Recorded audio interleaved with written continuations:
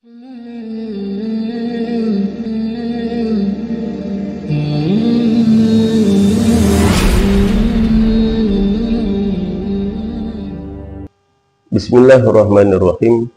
Al-Imam Ibrahim Al-Bajuri di dalam kitabnya Hasyiatil Bajuri halaman 22 mengklasifikasikan ikhlas menjadi 3 tingkatan. Yang pertama, al-ula ayya'mala liwajhillahi ta'ala la tam'an bisawab wala haraban minal iqab wa hadhihi hiyal ulya.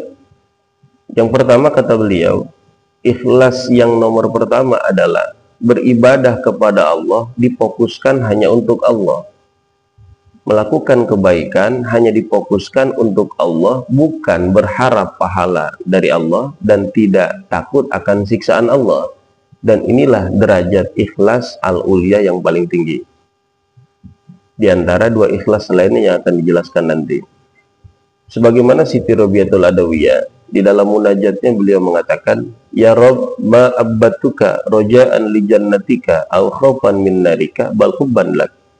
Tidaklah aku menyembahmu ya Allah, tidaklah aku beribadah kepadamu ya Allah karena mengharapkan masuk surgamu atau takut akan nerakamu, bal hubban lak, tetapi aku menyembahmu, aku beribadah kepadamu karena semata-mata cinta kepadamu.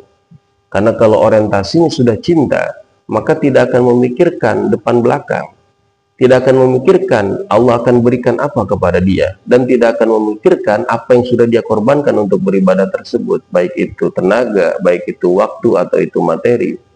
Karena memang orientasinya adalah sudah murni cinta kepada Allah.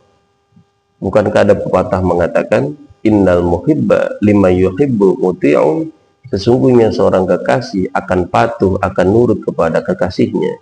Nah, bila mana kita menjadikan Allah sebagai kekasih, sudah barang tentu kita paham Allah memerintahkan kita ibadah, maka kita dengan sukarela, dengan penuh keikhlasan kita laksanakan ibadah tersebut tanpa mengharapkan yang lain. Nah, inilah tingkatan ikhlas yang paling tinggi. Kemudian yang kedua, dan ini ikhlas yang mayoritas orang soleh ikhlasnya sampai di sini. Asaniyatu, yang kedua, ayya'mala talaban lithawabi wa khaufan minal iqab. Beribadah kepada Allah karena mengharapkan pahala yang diberikan Allah dan karena takut siksaan dari Allah. Artinya, ketika dia melakukan ibadah, dia teringat akan janji-janji Allah berupa Allah siapkan surga. Kemudian ketika dia mau berbuat maksiat, dia teringat akan siksaan-siksaan Allah berupa adanya neraka. Dan itulah yang membuat dia terdorong untuk melakukan ibadah dan juga terdorong untuk tidak melakukan maksiat. Maka ini pun ikhlas, dan inilah ikhlas mayoritas orang-orang soleh. Kemudian yang ketiga, as-salisatu, tingkatan ikhlas yang ketiga, ayya'mala litahsili dunya, yaitu beribadah kepada Allah untuk menghasilkan dunia. Kaman yaqra'u suratal waqi'ati lil gina wa nahwihi, dan sebagaimana orang yang baca surah Waqi'ah tujuannya agar diberikan kekayaan dunia oleh Allah, atau melaksanakan sholat duha tujuannya agar dipermudah rizki oleh Allah, atau membaca surah Al-Nasr, mendawamkan surah Al-Nasr agar diberikan kecerdasan oleh Allah. Dan itu adalah bagian daripada dunia. Cuman tujuan-tujuan dunia itu memang termaktub, tertulis, tertera di dalam hadis-hadis Nabi, atau bahkan di dalam ayat-ayat Quran yang menyatakan hal demikian, dan itu tidak tercela.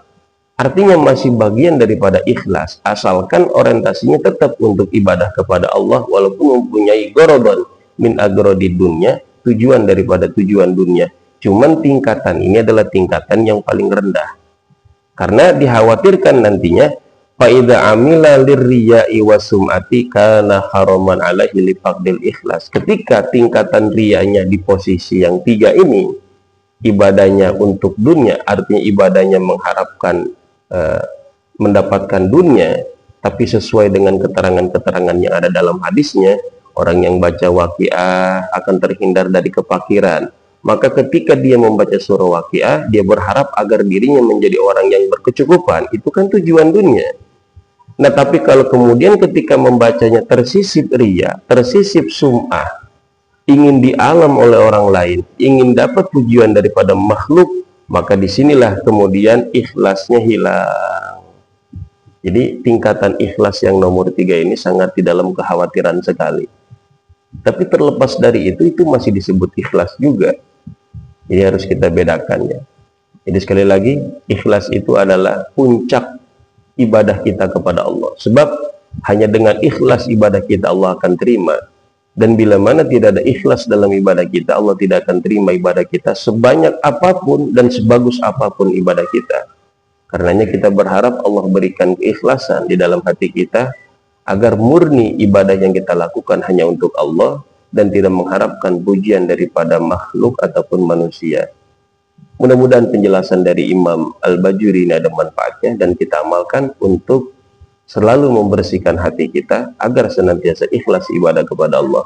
Hadanallahu wa iyyakum ajma'in, wallahu a'lam bishawab.